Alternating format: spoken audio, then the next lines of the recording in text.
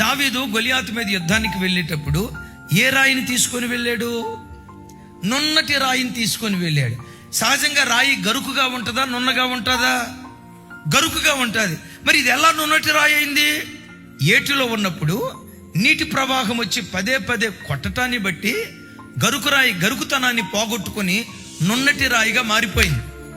ఏటిలోయ అని విన్నాం కదా, సంఘము ఏటిలోయకు గుర్తు. మనం రాళ్ళ లాంటి వాళ్ళం. మనమందరం ఎవరమి? గరుకుతనం కలిగిన వాళ్ళం, దుడుకుతనం కలిగిన వాళ్ళం, ఎన్నో బలహీనతలు కలిగిన వాళ్ళం.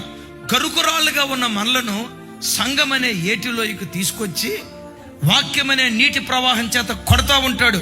మారో, నీ చూపు మార్చుకో, నీ నడవడిక మార్చుకో, నీ హావభావాలు మార్చుకో, నీ బుద్ధి మార్చుకో, నీ స్వభావం మార్చుకొని వాక్యమనే నీటి ప్రవాహం చేత పదే పదే కొడుతూ ఉంటాడు.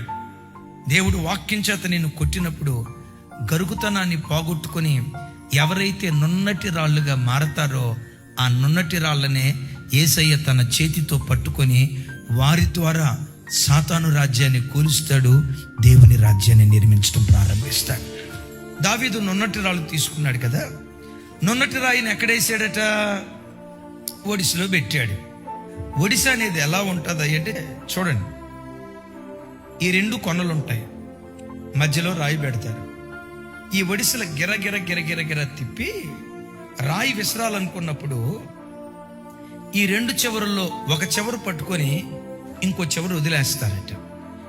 ఎప్పుడైతే రెండవ కొన వదిలేశారో మధ్యలో ఉన్న రాయి రివ్వుమంటూ దూసుకుంటూ వెళ్ళి శత్రువును పడగొట్టిందట.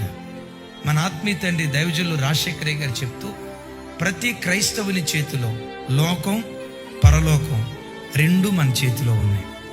పాపము పవిత్రత రెండు మన చేతిలో ఉన్నాయి. భక్తి భక్తిహీనత రెండు మన చేతిలో ఉన్నాయి. నీతి దుర్నీతి రెండు మన చేతిలో ఉన్నాయి.